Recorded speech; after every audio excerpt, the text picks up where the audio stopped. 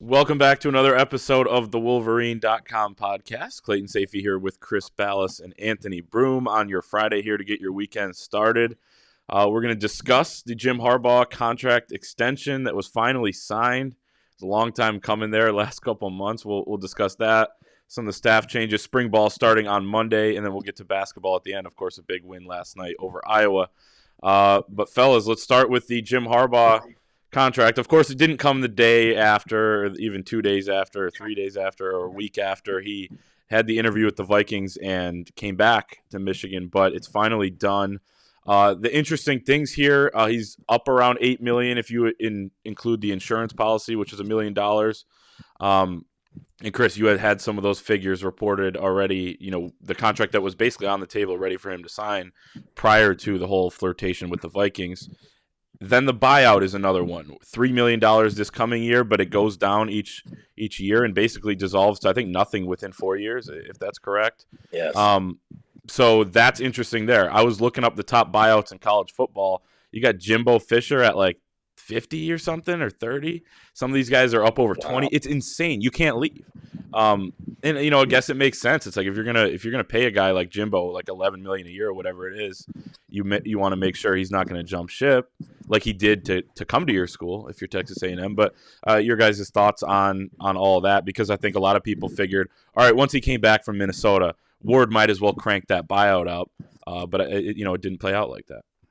Yeah, and we did say that it was a 7.6 million was what one of our sources saw, and that was for the last year of the deal. It starts at 7, but with that 403B contribution, that pushes it up there. And we said we didn't know the other details, of what was in there. That makes it much more competitive, in my opinion, with the other guys in the East. It's not Mel Tucker money, but that's just stupid, guys. Let's be honest here. To pay that kind of money just so a guy doesn't leave. It was basically to save face so he wouldn't go to LSU and you wouldn't look like a laughing stock again, is essentially why they paid him that much money. That and for 2 wins over Michigan, including one when half of Michigan's team wasn't there, right, in 2020. And I'm not making excuses. That was a bad football team and the culture was terrible. But if you have a couple guys back there, Nico Collins, Ambry Thomas, who are now both playing in the pros, you got a different team. So, but regardless, the one thing about the buyout that I'll say, and I think I have a different view of this now than I did before. Jim Harbaugh was probably always going to flirt with the NFL at one point, and I think they knew that when they hired him. He was at the end of his 7-year deal, which is what he agreed to with Michigan, 7 years. Number two, Ward Manuel has asked him every year, how you feeling about the NFL, understanding that itch was still going to be there. So the last thing you do is hold a guy hostage and make him even more bitter after last year's contract that cut his pay in half by saying, you sign this, you're not going anywhere, when a guy has these aspirations. And to me, I just wrote a column on this and I put it up. I said there's nothing wrong with chasing a dream, and John Beeline did it. He did it with Detroit, said he would never go anywhere and that he wanted to finish his career at Michigan.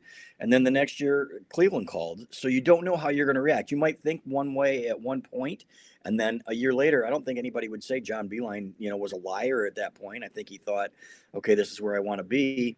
But then after another taxing year where he's going to have to revamp his roster and he's on the road for 30 days, he's thinking, man, maybe the NBA, isn't so bad, especially for a guy with heart issues. And so to me, I don't blame him. Is this going to be an issue in the future? I think if he has another great year, NFL teams might be a little more interested, because I think that's where the interest is going to come from, AB. I think he will always have a little bit of interest, at least, no matter what he says now. And again, I'm not calling him a liar, but to me, it's going to be whether or not the NFL is interested in him.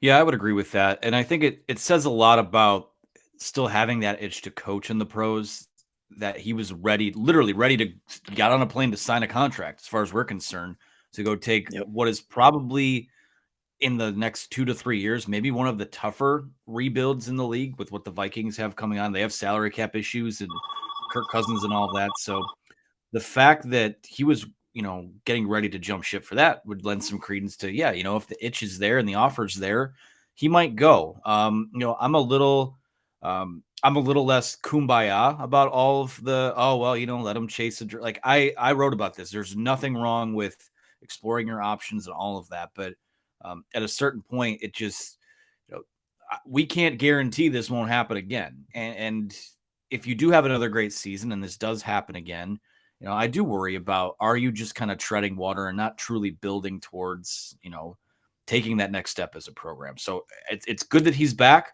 Glad that he's back. Was a little surprised the buyout wasn't a little bit higher, but Michigan's never really been a school that holds guys hostage and does business that way. So, on the surface, to me, and this isn't meant to sound like a negative or anything, but it's the fact of the matter is, I think both sides are kind of content with whatever the future holds, and nobody's going to hold each other hostage if either side wants to go in a different direction. So as long as you win, which is first and foremost, numero uno on the list, win and keep building and keep competing for Big Ten titles, people will, it's a unique situation. It's a weird situation.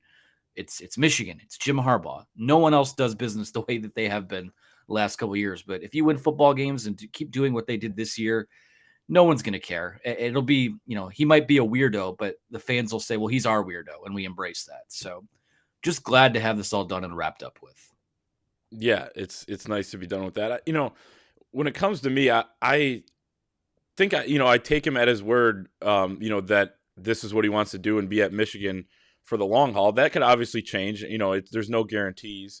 But I would imagine if there's like some rumors that pop up next January, that there was probably a conversation that was like, if rumors pop up again, you got to shoot them down unless you want to explore that. And you probably have to maybe step down before you explore it. Like, you can't go on another interview. That would probably be the end of it, in my opinion. But we'll see. I don't think that we're going to be necessarily talking about it much more in the next month or 2 or 3. Like, they're going to move on, and this is going to be all focused towards the 2022 season, as Jim Harbaugh on the John Jansen podcast really wanted to make that whole thing about, especially with spring ball right around the corner. And he said they haven't lost any momentum either, which is interesting. I started thinking about it because that was kind of the big topic of discussion. Oh, they should have all this momentum from last year. And I was like, how much momentum did they really lose? I mean, were the guys not working out because he went to the Vikings? Right. Like, he was still working. He was still on the recruiting trails, planning spring practice, obviously getting some things together. He was interviewing defensive coordinator candidates and thinking through that search before he went on that interview. So I think it's pretty minimal damage in terms of, obviously best case is that never happened, right? Right. But it happened, and here we are in spring ball. I think they wanted to get started pretty early. February 21st is the earliest I've ever seen, and they're going to hit the ground running here. It's crazy. And I'll say this, John Beilein, a strong opinion, would have resigned had it gotten out that he had interviewed with the Cavs, even if he wasn't going to take the job, knowing that what he said last year, you can't do it again and have anybody believe you. And then you're in trouble when it comes to recruiting. So nobody's going to believe you. So that would have happened. So I agree with you, Clay, that if it happens again and a team shows serious interest, then Ward probably says, okay, now I don't know if Jim will agree to that because he's got a contract, and I don't think it says anywhere in the contract that he can't listen to NFL teams, but I don't dare feel them like to fire him. Right, exactly. But I'll be honest. I don't think that Jim Harbaugh cheated the job at all, with the exception maybe of a day or two when he was preparing for the NFL job, with Matt Weiss's help or so on and so forth. But you know what? Time and money heals wounds. These assistant coaches, other than Josh Gaddis, who left for Miami, these guys got paid more money. They got promotions, 2 of them, Mike Hart and not Sharon Moore, but kind of Sharon Moore. He's going to be calling more plays, but Steve Klinkscale. So I think they're going to be okay. And I think when he came back and he said to me, guys, when he said Ben Herbert said this was the best week of his professional life after he saw those kids in the weight room and how motivated they were, I think that gets the juices flowing for coaches too, and they understand. A, there's a lot of talent in that room. B, I don't think there's going to be a huge drop-off between Mike McDonald and Jesse Minter, and we'll talk about the defensive coordinator here in a minute. Remember when we were talking about continuity, and that's why we thought Minter would be the guy? He Well, that's spelled it exactly right what out. Jim Harbaugh talked about. Exactly. It's exactly what Jim Harbaugh talked about yesterday. But now I think there's an excitement, and it's palpable in that room again. You get Ronnie Bell back, one of your captains, and you get Olu Oluwatimi in there, who's an absolute monster in the middle from what we've heard. And now, instead of talking about how pissed off coaches are, you're talking about how guys are looking at repeating, and that to me is a lot of fun. Yeah, the one thing I'll say, just to put a pin in the contract thing, is that I think, despite what the optics of all of it are, I do think that both Harbaugh and Ward have attempted to negotiate and do this all in good faith. Just from a Harbaugh perspective, talking about if these NFL things surface again, just don't take advantage of that good faith, because I think that's when there starts to really be sour feelings. I do think that there's been kind of a power struggle in terms of, who's the mayor, so to speak, who runs things there, and it's been a little bit of a back and forth the last couple of years. Ward Manuel had his way last year. Jim Harbaugh went out and won games this year, and now it's just kind of come back together. Let's move forward. This is a really good football team that they have coming back. A lot of guys. I mean, I've heard a ton about guys behind the scenes that are just fired up, and there's been friendly competition behind the scenes, especially in terms of the quarterback stuff. So it's time to move forward. It's time to build towards next year, because the way it sets up pretty nicely for them. So that work for next year doesn't start in September. It started the second the Orange Bowl ended, and it sounds like, at least from a player perspective, that it's been a very productive 6 or 7 weeks since getting back from Florida. Yeah, and about that power struggle, I'm sure Ward Manuel is more than happy to have it back kind of balanced out, because that means you won the Big Ten last year and made the college football playoff. But it is about on as even playing field as we've seen it, right? Jim Harbaugh was basically the king when he came in. Then you had a little bit of struggles. Ward Manuel took over for Jim Hackett and all that. Then you had last year. Now you're Harbaugh had all the leverage, it seemed like, right after the season. But then once he goes to the interview, doesn't get the job, comes back, they're looking eye to eye again. So it's very interesting to follow. It's pretty unique, definitely. Coordinator spots. Chris, you mentioned. Nice word for it. What's that? Yes. That's the nice word for it is unique. Yes. Absolutely. Jesse Minter comes in for the defense. Jim Harbaugh talked about that with Jansen, how, like you said, terminology is very similar. There'll be some different things that he's going to have to introduce, and I think that's good too. I mean, he's got to have his own flair, but he was familiar with that Ravens system, which Mike McDonald basically started his system based off of that. So similar there. Had some Power 5 coordinating experience at Vanderbilt last year. So maybe a blessing in disguise, in my opinion, that Michigan tried to hire him as a safeties coach a year ago. He gets a coordinator job. Now he's your coordinator with one more year of experience calling a defense.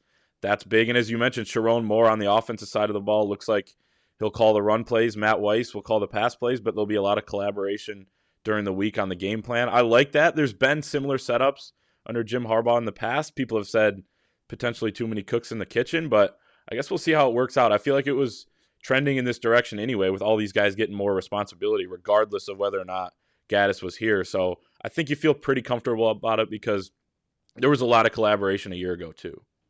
Yeah, and I think it's Jim Harbaugh's offense at the end of the day, and we've seen it, and we've talked to people nationally, and what he ran at Stanford, and we've said it a million times. Instead of the fullbacks, he's using the tight ends to lead block. I love man ball, and I'm not going to apologize for it ever. I love running on 300 and something yards. Talk about emasculating a team like they did against Ohio State, like Tim Biakabutuka did in the 90s, and then we saw Hassan Haskins and those guys do back in November. I love winning that way. Now, do you need to be diverse? Absolutely. And you need to have a better passing game if you want to win. Let's be honest. It's probably going to be more of a shootout in Columbus this year. And give me a break about the snow flurries and all that crap. Okay. None of that. But I'm talking about, I don't think they're going to be able to run the ball as well. I think Ohio State will probably be a little bit more stout and fix some things.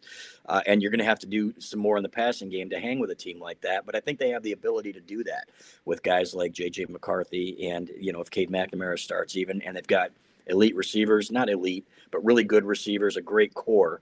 I think when you add it all together, there's not that one guy that's going to be, the guys that are starting at Ohio State, but you've got a guy in Ronnie Bell who I think will be a 1,000-yard guy. So I like the fact that it's a system and that Harbaugh is familiar with it, and it's not going to look like a hodgepodge, guys, like it did a couple years ago when you're throwing plays against the wall. Okay. Number 2, Jesse Minter. I love the hire, and I said this one makes the most sense because Larry Foote never made sense to me, and I like Larry Foote, but here's a guy who's never coached in college, never recruited, likes it down south, likes the NFL, and would probably be looking to get back. But you've got a guy here who was a Broyles Award finalist for what he did at Georgia State, turning that defense around in 1 year. Was also like the Scout.com, I think it's defunct Scout.com Recruiter of the Year back in 2015. He's got experience there. And again, it was him or McDonald. Like Harbaugh said, AB on the podcast. He said it was one of those two guys. John said pick one of them. So the other guy was 1B, and now he's 1A, and I love it. He's going to have to. Jim Harbaugh called them nuances, and he's going to have to find some ways without elite defensive end play, in my opinion, to make this defense work, which makes it a little bit harder. So that's when, like you said, Clay, when you've got some differences to take into account, I think that's going to be it. And he's going to have to prove himself there. Yeah, and starting with Minter, I'll go opposite and talk about the offense in a second. Mm-hmm. The thing about Mike Macdonald, one of the big feathers in his cap is that he was part of a Ravens staff that sort of revamped its defense to under Wink Martindale. They started bringing pressure from different areas, from other levels of the defense instead of just the defensive line. So I think the biggest thing with the continuity of it is, this will work if Minter is as scheme flexible as Macdonald was, which again, 1A and 1B, I have no reason to think that's going to be a big part of it. Like, they are going to put their players that they have in a position to succeed. And they probably still do need to. I wonder if they'll let spring football play out before deciding if they're going to dip in the transfer portal for edge rushers or just depth at any of those spots. But, I like having guys that, again, not to crap on the job that Don Brown did, but this is my scheme. This is what we run, and we're going to run it aggressively and angrily. Whereas, Macdonald, we saw in 1 year, it was, hey, if you zig, we're going to zag, and we're going to put our chess pieces in a spot to succeed. Like, look at, for example, some of the sub package stuff they did with Mike Barrett. So I like the hire. I feel similarly to it that I did to Macdonald's hire last year, in that, it seems like on paper it could be a good move. And I'm just excited to see it play out on the field. Offensively, no disrespect to Josh Gaddis, but I don't think Michigan loses any of its identity by him walking out the door. In fact, I think it kind of allows them to not only double down on it, but maybe go in some different directions. We've heard a lot about Matt Weiss being this confidant that's in Jim Harbaugh's ear and someone he thinks very highly of. Now that he's in a co-coordinator role, I almost wonder, the last couple off seasons, Michigan has taken these steps to, it seems like, become more like the Baltimore Ravens, or the Baltimore Ravens of college. And I think they do that because not only he respects the job his brother's done, but Jim Harbaugh wants to win a championship, and his brothers won a championship. So that recipe is not the worst way to go. But I wonder, when we start talking about quarterbacks and the quarterback battle and all of that, we'll see what happens with JJ and Cade. Obviously, I feel like they're in a good spot, whoever comes out of that. But when you start to look at the Ravens' influence that, a guy like Weiss could have, you almost wonder if maybe they start looking at some more Lamar Jackson film in terms of how can we use JJ McCarthy this way, especially when your run game is going to look a lot different because you don't have that Hassan Haskins guy right now. So, I think the QB runs will be more of the offense next year. I think that both of those backs are going to be on the field at the same time with McCarthy. I think that was some of their better looks throughout the stretch run of the season. And then it all starts up front. I mean, Sherrod Moore, Andrew Stuber's a pro. That's going to be a hard guy to replace, but with Oluwatimi, that's an All-American. That's a Remington guy. You're going to plug right into the middle of your offensive line. Both your guards are back. Your starting left tackle's back. I mean, offensively, staying in-house and keeping on the trajectory that they were on last year, I think was the right move. And, last year was a pretty good foundation. Now I think with all these guys coming back, you can start peeling back those layers a little bit more and throw some different looks in there. And I like Carson Barnhart at right tackle too, with Tronte Jones as well. They've got depth, guys that have played. So I'm excited, guys. It's amazing to me that spring ball is starting on Monday, and that they're going to have a spring game, and that fans are going to be able to go. We'll be up there in the press box, nice and warm. I hope it's at least in the 40s for those people sitting outside. That's right, and hopefully tailgate before. Sounds like we got some people on our great message board trying to organize some of that. So that's going to be super fun. We'll stop by, of course, for that. And yeah, the other staff changes Jim Harbaugh made that kind of flew a little bit more under the radar to the coordinator stuff. I mean, Ron Bellamy moving to wide receivers, that came with the Gaddis thing. That was something that we had talked about when we did our reaction right after the Gaddis news happened. Grant Newsome, love that move, promoting him to tight ends coach. Jay Harbaugh moving to the defensive side of the ball.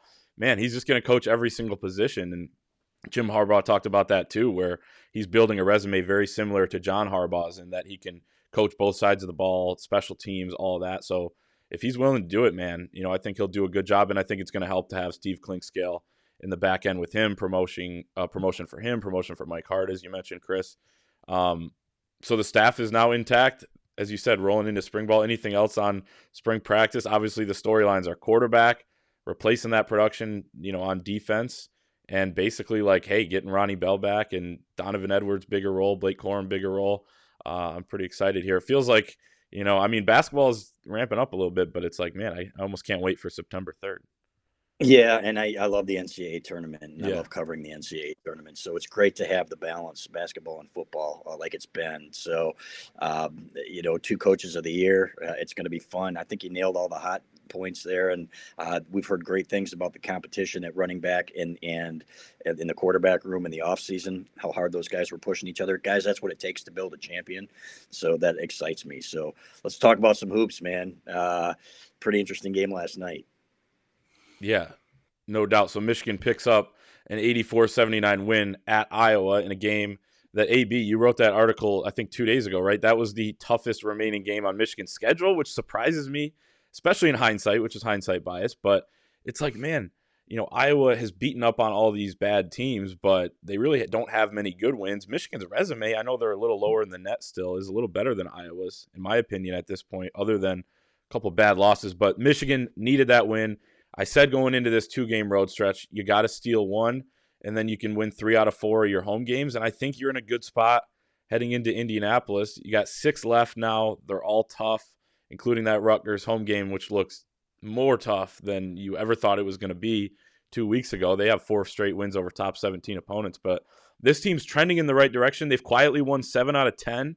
And I feel like, it's not just like they're trending in the right direction anymore. They're actually pretty good. When you look at all the metrics and how they're playing, defense is getting better. It's still not quite there, but the offense has been elite over the last 3 weeks. It ranks 5th on T-Rank's offensive efficiency, and that's with inconsistent shooting, including last night. So I feel pretty good about this team down the stretch. I think at this point I'd put them in the tournament.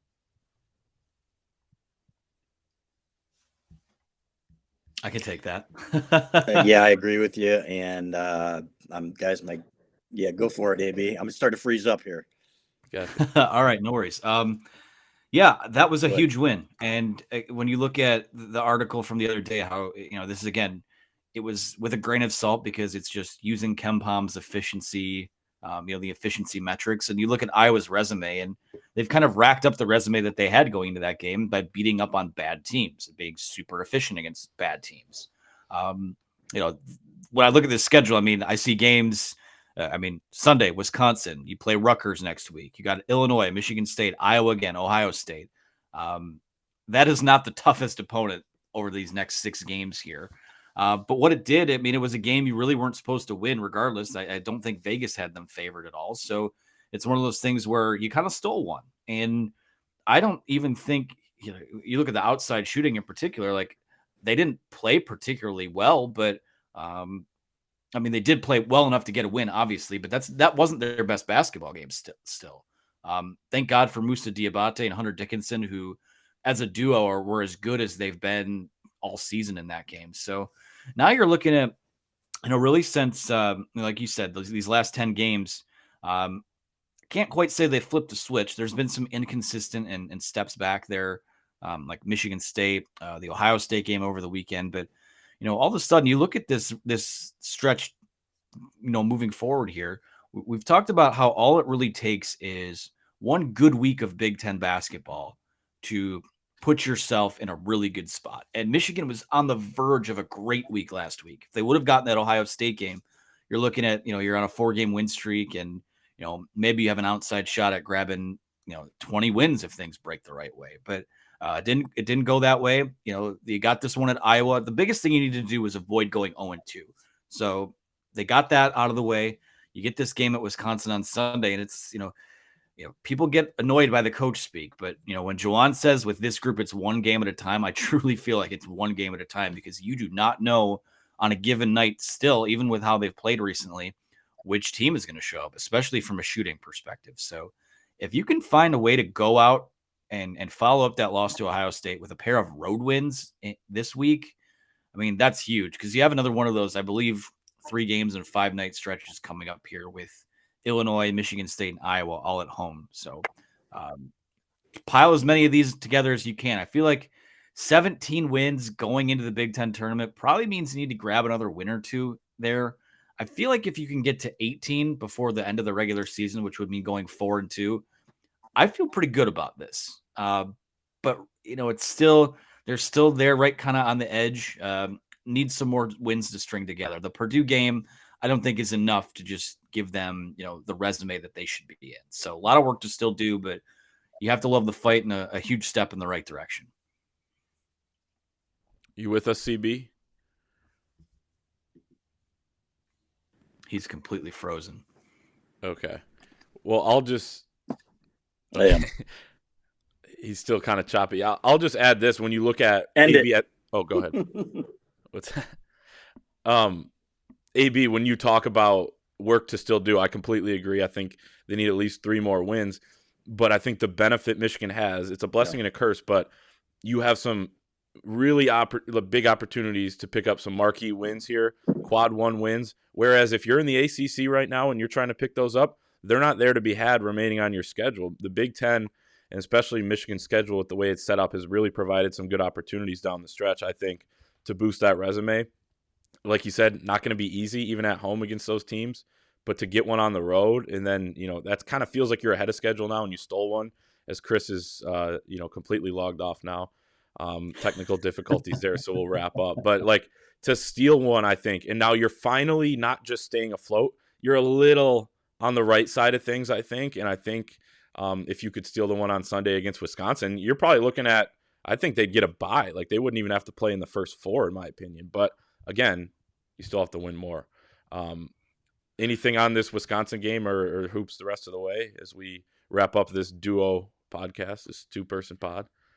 I mean, crazily enough, I'll dive into some of the Wisconsin stuff later on today, but they're only, and this isn't me providing false hope, they're only 2 games behind Purdue for, first place in the Big Ten. But more specifically, they're only a game and a half out of one of those top 4 seeds with, they're going to play a lot of these teams coming up. So if you can find a way to get rolling, all of a sudden it's there for you. I still think, I think most projections I've seen kind of have them in that first 4 out. I would agree with that. I think you still need, 3-3, I think, is going to keep you on the bubble. Anything less than that, then maybe we're having a different conversation. I think if you can come out of these next 6 games at 4-2, then grab a win, grab 1 win in the Big Ten tournament, I think you're going to be in good shape. I think 19 is probably, I would say 19 is probably the magic number for them to feel safe about getting in.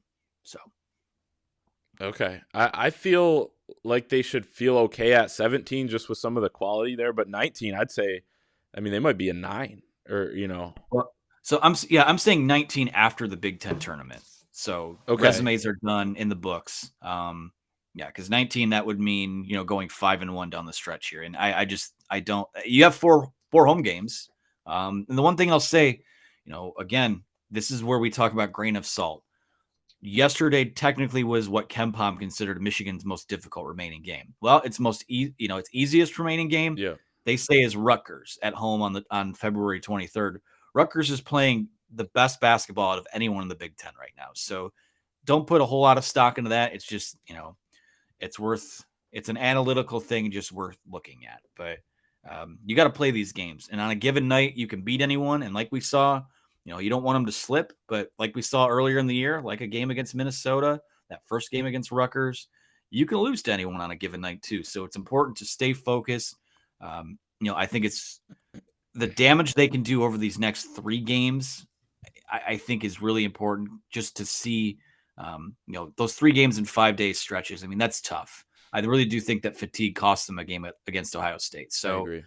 Rack up as many as you can before, we get to the 27th, March 1st and March 3rd, and then go from there. We'll see what happens. But I like where it's heading overall. I agree. And last thing for me is just a shout out to Kobe Buffkin for finally being a bench guy to step up. They still got outscored by the Iowa bench, which is now 8 straight games of the bench being outscored. But he added a spark, and I don't think they win that game without him. So a credit to him for stepping up, and maybe they can get some more production out of him and some other guys going forward. But yeah, enjoy the game, everyone, on Sunday. We'll talk to everybody next week.